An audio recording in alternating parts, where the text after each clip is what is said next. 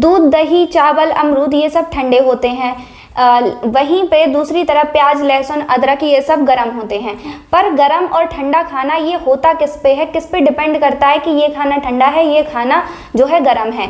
तो जो खाना होता है ठंडा और गर्म, उसकी प्रकृति के आधार पे होता है। बेसिकली आयुर्वेद के अनुसार खाने को दो कैटेगरी में बांटा गया है, उसके वीर्य के आधार पे। वीर्य होता है कोई भी खाना या फिर औषधि जब शरीर में जाती है और पचते ही शरीर पर प्रभाव डालती है, तो उसके हिसाब से जो प्रभाव होता है या तो शरीर को ठंडा करता है या तो शरीर को गर्म करता है। तो अगर वो भोजन या फिर औषधि ठंडा कर रहा है तो वो ठंडा खाना होगा, और अगर शरीर को गर्म रखता है तो वो गर्म खाना होगा। तो जो उष्ण वीर्य यानी कि गर्म भोजन है, ये शरीर की आग को बढ़ाता है, पाचन को तेज करता है और ज्यादा लेने पे जलन, मुंह में छाले और नक्सी जैसी समस्याएं करता है। जैसे कि अदरक, काली मिर्च, लहसुन, प्याज, मांस, अंडा, शराब और दालें, ये सब गर्म प्रकृति के होते हैं।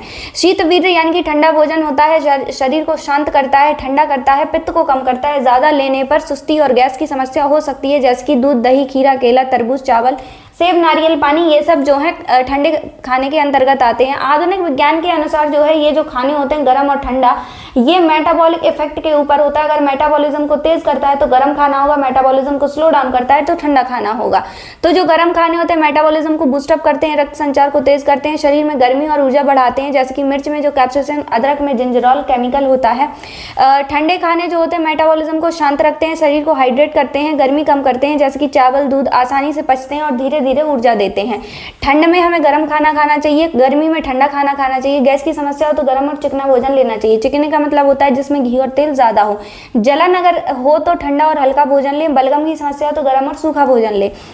अब ये जो चावल होते हैं ये ठंडे प्रकृति के क्यों माने जाते हैं? क्योंकि मेटाबॉलिज्म को क्या करेंगे, शांत करेंगे, पित्त को शांत करते हैं, शरीर की गर्मी को एब्जॉर्ब करते हैं। ये जल्दी जलन या फिर हीट नहीं बढ़ाते हैं, इसीलिए बुखार और दस्त में, कमजोरी में दूध और जो कि दही और चावल होता है ये दिया जाता है।